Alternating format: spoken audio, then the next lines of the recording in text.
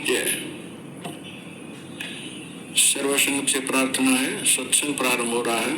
कृपया सत्संग स्थल पर शांति पूर्वक विराजमान होकर के श्रद्धा से सत्संग सुने। परमेश्वर की प्यारी आत्माओं से पुनर्निवेदन है, सत्संग प्रारंभ हो रहा है। कृपया सत्संग स्थल पर शांति पूर्वक विराजमान होकर के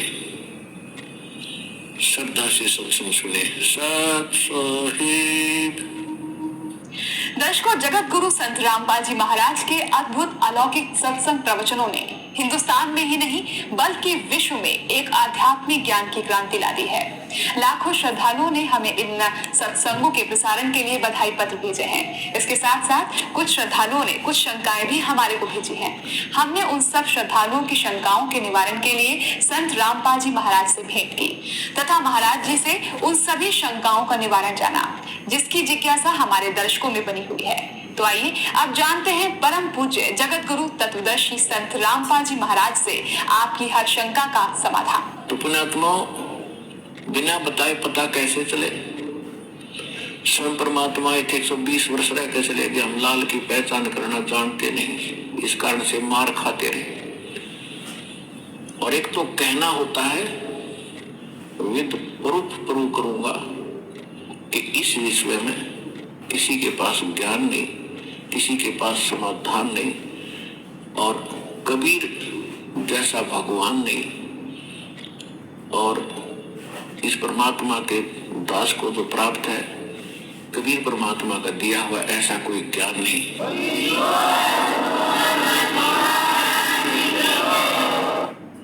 परम पिता परमात्मा पूर्ण ब्रह्म सर्व सृष्टि रचनहार कबीर भगवान ने हम सभी प्राणियों के ऊपर एक विशेष कृपा की है। उन्होंने स्वयं आकर के हमें ये ज्ञान कराया है कि हम क्यों जन्म रहे हैं, क्यों मर रहे हैं। जिस संपत्ति और जिस संतान को हम सुरक्षित रखने के लिए दिन रात प्रयत्नशील रहते हैं और हमारी आंखों के सामने ये सब नष्ट हो जाता है, ये क्या कहानी है? पुण्यात्मा, हमें कोई ये ज्ञान देने वाला नहीं था, जिस कारण से हमें इसका कोई विकल्प दिखाई नहीं दिया। हमने ये फाइनल मान लिया, जन्म और मृत्यु होगी। आत्म एहसास हो रहा है, क्योंकि एक प्रश्नवाचक चिन्ह आज तक किसी से हट नहीं पाया कि हम क्यों मरते हैं, क्यों जन्मते हैं।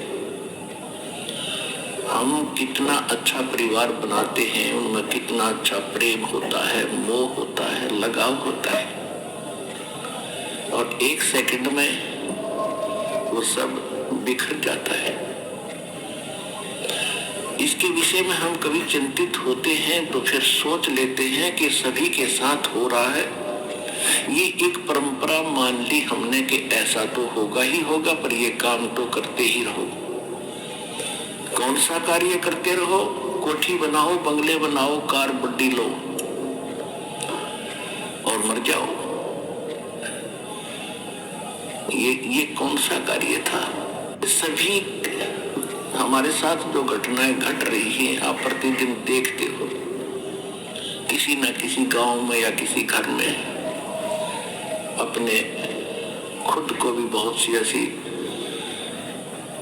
घटनाओं से हमारा पाला पड़ा है। तो ये सब हो क्यों रहा है? तो उसके लिए परमात्मा हमें स्वयं आकर के ज्ञान कराते हैं कि आप इस गलत लोक में आ गए। जन्म और मृत्यु के रोग से बचने का जो तरीका है, जो विधि है, वो वास्तविक भक्ति है, वो परमात्मा स्वयं ही बताते हैं। और उसके लिए वो स्वयं सशरीर वहां से आते हैं जहां परमात्मा रह रहे हैं। तो परमात्मा हमें याद दिलाते हैं कि कुछ तुम पीछे और कुछ भविष्य में झांको। आप केवल वर्तमान में ही सीमित हो गए हो।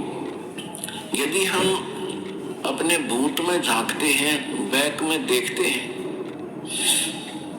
तो क्या बताते हैं परमात्मा ने स्वयं आकर अपनी प्यारी आत्मा गरीबदास जी को ज्ञान दिया है। उन्होंने क्या बताया है? भाई आगे गए ना बावड़े, आगे यानी जो पहले जा चुके हैं। आगे गए ना बावड़े, ये रखते भी सब जाही, बिन साहिब की बंदगी कहीं ठोर ठिकाना नहीं। हमारे दादे परदादे चले गए, उनका कहीं नामो निशान नहीं। अब वो ना जाने किस प्राणी के शरीर में दुख पा रहे होंगे, और वो ये आशा किए बैठे थे मेरा कुल चले।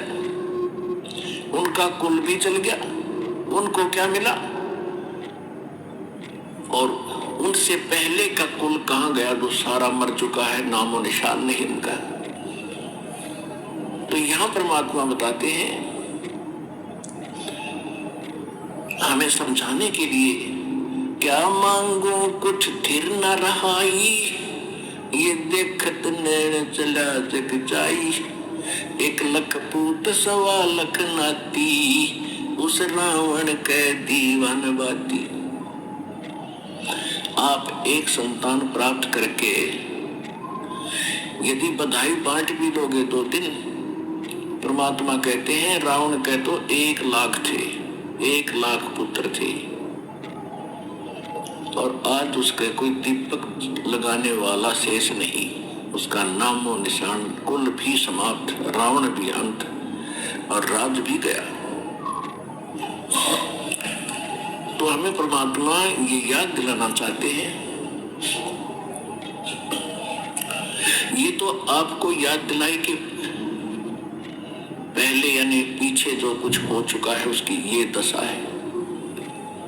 वर्तमान में आप देख ही रहे हो, या कोई प्राणी सुखी नहीं, और सभी की आशा इच्छा होती है मैं करोड़पति बनूं, घना धनी हो जाऊं, बढ़िया कोठी बनाऊं, एक कार ले लूं, जग में मेरी इज्जत हो। क्योंकि हमने इतनी ही पढ़ाई पढ़ रखी अभी तक। तो परमात्मा कहते हैं ये सब कुछ भी हो गया। ऐसे बहुत हैं जिनके पास कोठियां हैं, उनके पिछले पुण्य संस्कार से बड़ी बड़ी कारें हैं, उनके पास संपत्ति भी बहुत है, और आप देख भी रहे हैं कि एक पल में ना जाने किसकी मृत्यु हो जाती है। बड़े बड़े सेठ अपने हेलीकॉप्टर के अंदर मृत्यु को प्राप्त हो जाते हैं दुर्घटनाग्रस्त हो जाने से। आगे क्या होगा? आगे के लिए परमात्मा सत्र करते हैं। फिर पीछे तू पशु आकी जय गद्दा बैल बनाई, और ये 56 भोग कहाँ मन बोरे, कहीं कुर्डी चलने जाए। अब ये हमारा अब ना विश्वास हो रहा, क्योंकि सारी सुविधा है, और मन में ऐसी चाबी भर रखी इस काल भगवान ने, वो काम करना है, वो करना है, वो रह गया है, ऐसा वो करूंगा, चलो। तो ये भी काल की ही प्रेरणा, काल ने आपको विवश कर रखा है। इतने काम आपके जिम्मे लगा दिए, और वो किस कारण से? एक पेट के लिए, एक निर्वाह के लिए, इस शरीर को सुरक्षित रखने के लिए। मकान बनाना है, कपड़े पहनने हैं, खाना खाना है, ये सारा इस शरीर की सुरक्षा के लिए है कि वो ठीक ठाक बना रहे। और इसका कोई भरोसा नहीं है कब बिजली गिर गया और किस कारण से अंत हो जाए। तो यहाँ परमात्मा कहते हैं कबीर ये तन जाएगा, सके तो ठहर ला, एक सेवा कर सतगुरु की और गोविंद के गुण गा। ये शरीर तो एक दिन तुम्हारा जाएगा, और तेरा संस्कार जितना भी मनुष्य जीवन का उसके आते ही तुरंत नष्ट हो जाएगा, चाहे तेरा कितना काम शेष हो। उस समय नहीं देखा जाएगा कि तेरा लड़का विवाह नहीं हुआ है, लड़की बहनी रहेगी, ये नहीं देखेगा। एक भक्त बता रहा था कि मेरे मामा जी के 5-6 लड़कियां थी और हमारे समाज में लड़कियों को एक अपने ऊपर अपने आप गलत परंपराएं बना के हमने अभिशाप मान लिया। उनके दहेज में पता नहीं के खर्चे करने पड़ते हैं, जिस कारण से वो कहता मेरी मामी बात नौतन गई थी, 3 लड़कियों का विवाह इकट्ठा रख रखा था। जिसके घनी बेटियां हों तो इन्हें सोचा एक के बार में सारा खर्चा हो जाए, ठीक ठाक निमट जाए। अब जिसकी 3 बेटियों का विवाह हो उसके दिमाग में कितना बर्डन होता है, वो चल कहीं रहा होता, सोच कहीं रही होती है। इसी प्रकार वो बस स्टैंड पर खड़ी थी और ध्यान यही था, उसको ऐसे लाऊंगी, उसको ऐसे करूंगी, वहां से पैसे मिलेंगे। इतने में पीछे से ड्राइवर बस बैक करे था और वो गलत बैक होगी और वो माई बस स्टैंड के पिलर और पोल और बस के बीच में लग गई। उसको ध्यान नहीं रहा क्योंकि वो तो सोच कहीं और रही थी, वहीं मृत्यु को प्राप्त होगी। तो परमात्मा कहते हैं ये शरीर तेरा जब समय आएगा, एक सांस तुझे नहीं मिलेगा। फिर इसके बाद बताते हैं कि इसका एक विकल्प बताया परमात्मा ने, कबीर ये तन जाएगा सके तो ठाहर ला, एक सेवा कर सतगुरु की। और फिर जो वो बताएं उस आधार से भक्ति कर गोविंद के गुण गा। ठार का अर्थ होता सपोर्ट। तो परमात्मा कहते हैं ये मनुष्य जीवन तो आपका जो समय आएगा समाप्त होगा और आपका सारा कार्य दरा दराया रह जाएगा। इससे बचने के लिए भी आपने परमात्मा के नाम की, सच्चे गुरु की ये ठाहर लानी पड़ेगी। वो ठाहर लगने के बाद फिर जीवन एक्सटेंड हो जाएगा और वो भी समर्थ परमात्मा कबीर भगवान की शरण में आने से वो ठाहर लगेगी। और कोई न ब्रह्मा जी, न विष्णु जी, न शिव जी, न ब्रह्म, न परब्रह्म ये आपके जीवन को एक्सटेंड नहीं कर सकते।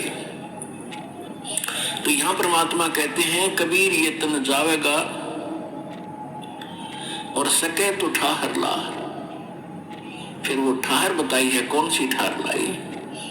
एक सेवा कर सतगुरु की और गोविंद के गुण गा। तो परमात्मा ने स्वयं आकर के वो ज्ञान दिया है, जो विशेष ठाहर है, विशेष भक्ति है, जिससे परमात्मा हमारी मदद करते हैं। अब के आप यदि इस मार्ग को ढंग से अपनाकर आजीवन निर्वाह कर दोगे, आपका अंतिम जीवन है मनुष्य का, सदा के लिए सुखी हो जाओगे और सतलोक चले जाओगे, जहाँ कभी मृत्यु नहीं, कोई रोग नहीं, कोई वृद्ध अवस्था नहीं।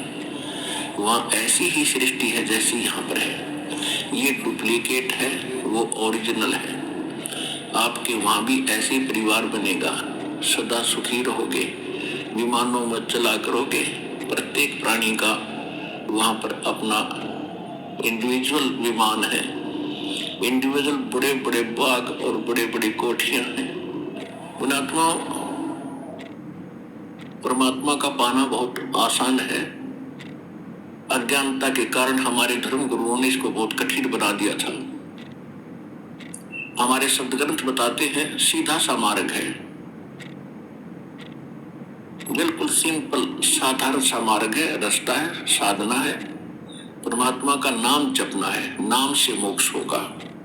उसकी सहयोगी क्रियाएं हैं, ये 5 यज्ञ हैं, ये भी आप करते रहिए। इतना सा काम है, अपना घर गृहस्थ के अंदर भी जैसी जिसकी सेवा भगवान ने दी है, ड्यूटी दी है, उसको भी करते रहिए और आपको सफलता मिलेगी। जब हम महादुखी हो जाते हैं भक्ति ना करके, और हमें जब तक सुख होता है तब तक तो हमारे पुण्य चलते हैं। जब पुण्य समाप्त हो जाते हैं तो हम दुखों का पहाड़ झेल रहे होते हैं। तो उस समय चाहे राजा भी क्यों ना हो, वो परमात्मा की ही शरण जाने की सोचता है। उसको मालूम है कि परमात्मा एक परम शक्ति है और वो दुखी को सुखी करता है। और आप यदि पहले ही भगवान की शरण में होगे तो दुख होंगे ही नहीं। जब तक हम कबीर परमेश्वर की शरण में नहीं आते तब तक हमें अपना प्रारब्ध ही प्राप्त होता है, यानी पूर्व जन्म के अच्छे और बुरों का फल ही मिलता है। और जब हम परमेश्वर कबीर जी की शरण में उनके कृपा पात्र परम संत के माध्यम से आते हैं, फिर पाप कर्म हमें प्रभावित नहीं करते, हमारे केवल पुण्य ही फलते हैं। और प्रारब्ध के अंदर कोई ऐसा बुरा कर्म हमें हानि करने वाला होगा तो वो भी परमात्मा समाप्त कर देते। इसलिए हम भगवान को खोजा करते हैं, इसलिए भगवान की तलाश किया करते थे कि हमें कोई कष्ट ना हो। और भक्ति भी कर रहे हैं और फिर कष्ट जो के तुम आ रहे हैं, तो या तो वो भक्ति ठीक नहीं, वो भगवान पूरा नहीं, या फिर आपकी कोई भक्ति में त्रुटि है। इन तीन कारणों से ही हम दुख उठाते हैं। तो कहने का भाव यह है कि परमात्मा स्वयं आकर ज्ञान कराते हैं। और आपका सौभाग्य है कि आप तो पहले ही मालिक की शरण में आ गए हो। जब हम परमात्मा की शरण में आ गए तो घर के काम भी पहले से अच्छे होंगे, क्योंकि हम दुखी होकर भगवान से सुख ढूंढने जाते हैं। आप सुख में आ गए या दुख में आ गए, तो अब तो दुख होगा ही नहीं। और जो हो भी कोई कर्म सख्त होगा, हल्का करके डाल देंगे परमात्मा के गुणों में, ऐसा लिखा है।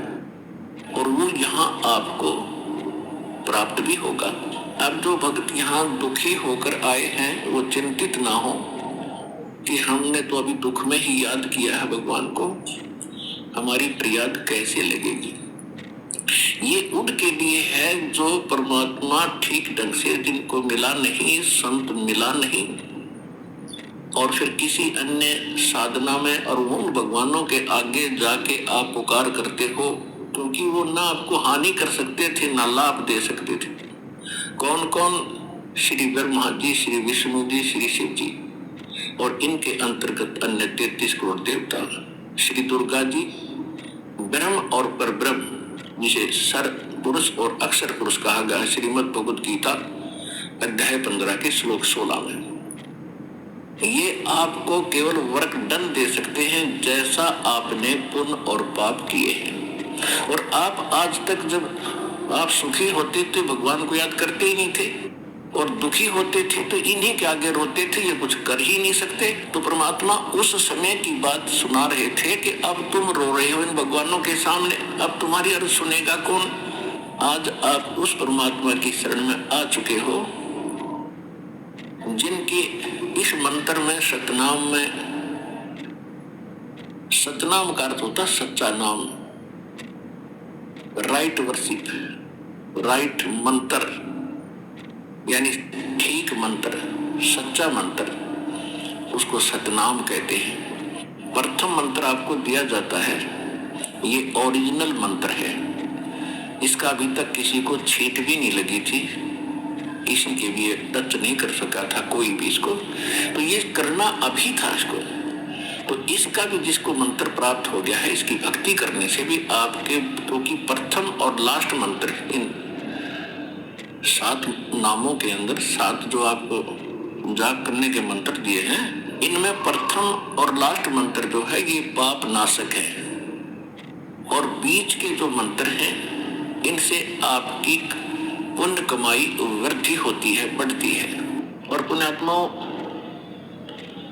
आज इस विश्व में कोई गुरु नहीं है इस दास के अतिरिक्त। सतगुरु की तो बहुत दूर की बातें हैं, वो गुरु भी नहीं है। जैसे रोगी है वो रोग ही समझता हो, जिसको पुत्र की संतान नहीं है वो संतान ही हो तो बात बने। अगर संतान भी आपको आवश्यक होगी देनी तो यही मिलेगी, पृथ्वी पर कोई नहीं देगा आपने।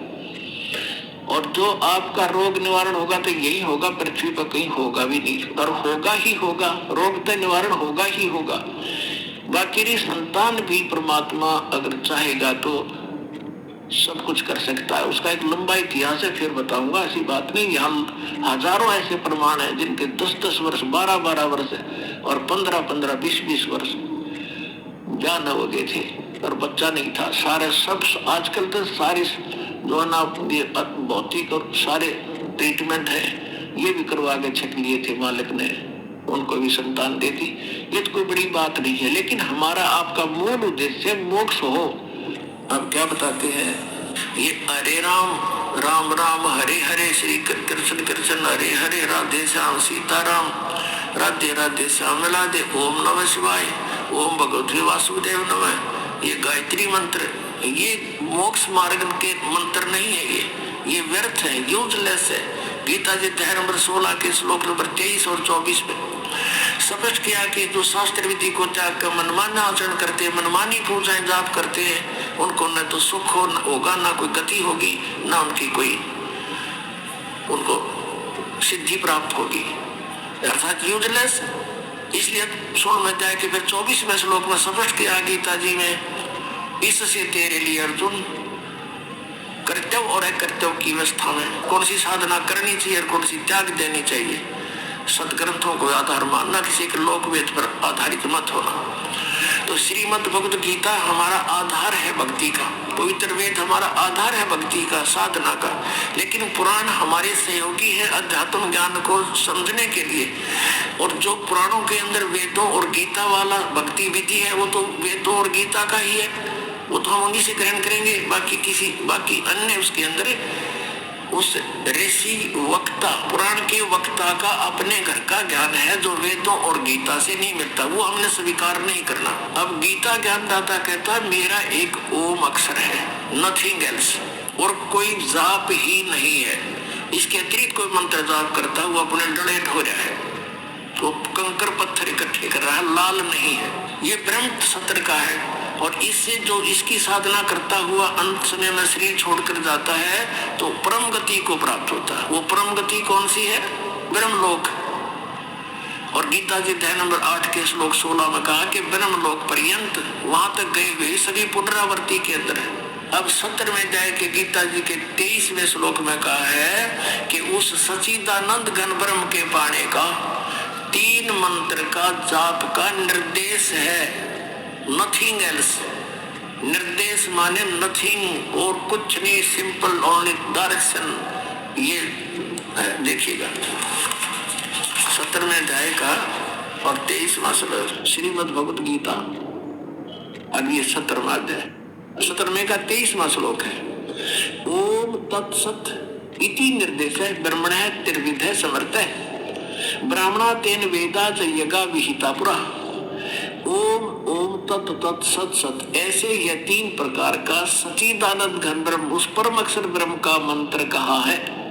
अब सच्चिदानंद घन ब्रह्म परम अक्षर ब्रह्म का मंत्र ओम तत् सत, उसको पाने का। ओम तो पुणात्मा सीधा है ब्रह्म अक्षर पुरुष का, और जो तत् है वो अक्षर पुरुष का, और सत है ये परम अक्षर ब्रह्म का। ये भी कोड वर्ड है, सांकेतिक शब्द है।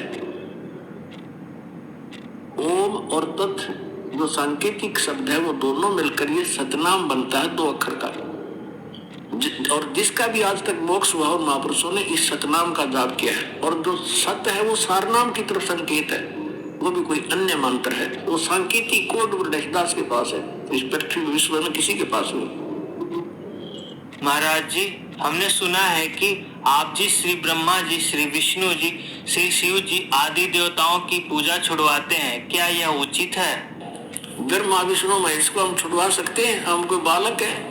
परमात्मा कबीर जी आदरणीय गरीबदास साहिब जी को सतलोक लेकर गए थे, वह सब सचिथि से परिचित करा कर, ब्रह्मा विष्णु महेश की सचिथि से परिचित करा कर वापस छोड़ दिया। उसके बाद उन्होंने कहा था तीनों देवा कमल दल बसे, ये ब्रह्मा विष्णु महेश, प्रथम इनकी वंदना फिर सुन सतगुरु उपदेश।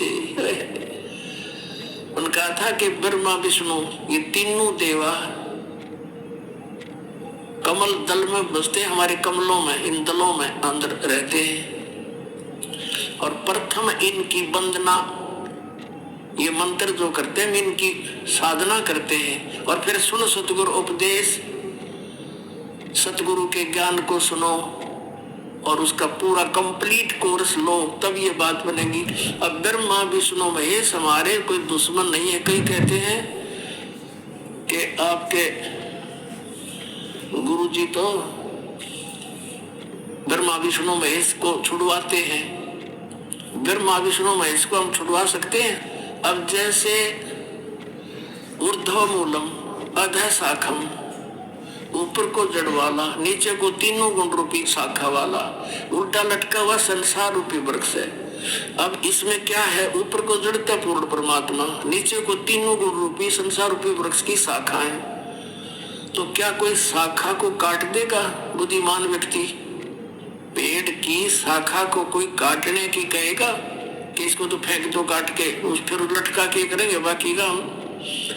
तो कहने का भाव ये है कि जैसे परमात्मा कहा करते हैं कि जैसे हमने भक्ति रूपी पौधा बीजना है और हम नर्सरी से कोई पौधा लाए, कैसे बीजेंगे? उसको गड्ढा खोदेंगे और उस गड्ढे में उसको जड़ों की तरफ से दबाकर मिट्टी में, फिर उस जड़ों की मूल की सिंचाई करेंगे। तो मूल की यानी जड़ की पूजा करेंगे हम, तो वो पौधा पेड़ बनेगा, उसकी टहनियां बड़ी बड़ी हो जाएंगी, तीनों गुण रूपी शाखा। तो उन शाखाओं का फल लगेगा और फल के लिए हम सारा प्रोसेस अपना कर रहे हैं, फल प्राप्ति के लिए हम कर रहे हैं। तो हमने तोड़ने नहीं होते, हमने ऐसे करना है, अपनी way of worship according to the spiritual करना है, शास्त्रों के अनुसार करना। देखना, ये समझ लो हम एक पौधा लाए तो ये है बुद्धिमता। जड़ों को गमले में यानी मिट्टी में डाला, दबा दिया और पूजा शुरू कर दी, सिंचाई। ये जड़ कबीर परमात्मा है इस संसार रूपी वृक्ष की। अब ये हमने जड़ों को पूजना है। इन ब्रह्मा विष्णु महेश की पूजा नहीं कर, हम क्या कर रहे हैं? ऐसे कर रहे हैं। ये बता बाल कौन काम करे क्या हमने? हंसी नहीं आवे, हम ऐसी पूजा कर रहे हैं, उल्टा काम कर दिया हमने। ब्रह्मा विष्णु महेश को हम इष्ट रूप में पूज रहे हैं, गमले में ला दिए ब्रह्मा विष्णु महेश और ये पूजा कर रहे हैं। तो कोई क्या कहेगा? समझदार व्यक्ति ने सीधा कर ले इसने, और वो लड़े, हट जा दूर, खबरदार तेने क्या कर दिया। अब देखो जड़ छोड़ दी हमने, अब जड़ ऊपर रहेगी तो भक्ति रूपी पौधा सूख गया। ये यूजलेस है, ये शास्त्र विधि को त्याग कर शास्त्र विरुद्ध साधना है, ये उल्टा बीजा हुआ भक्ति रूपी पौधा। और हमने ऐसे करने को कहा, तो इसमें इसकी पूजा करेंगे भगवान कबीर साहब की, फिर हमारे शास्त्र अनुकूल कर्म बनेंगे। शास्त्र अनुकूल संस्कार होने से ये फल ब्रह्मा विष्णु महेश ने देना हमारे को, क्योंकि यहाँ के ये प्रधान है, विभिन्न का फल लगेंगे। अब इसका प्रमाण देते हैं। अपने आत्मा परमात्मा ये कहा करते, तुम साधना ठीक करो और फिर आपको लाभ होगा पूरा। अब तुम साधना कर रहे हो उनकी जो आपको कुछ दे ही नहीं सकते। अब जैसे आप किसी फैक्ट्री मालिक की नौकरी कर रहे हो, तो नौकरी उसकी कर रहे हो, आपकी हाजिरी लगकर तनख्वाह बनकर कैशियर के पास आती है, अकाउंटेंट के पास आती है।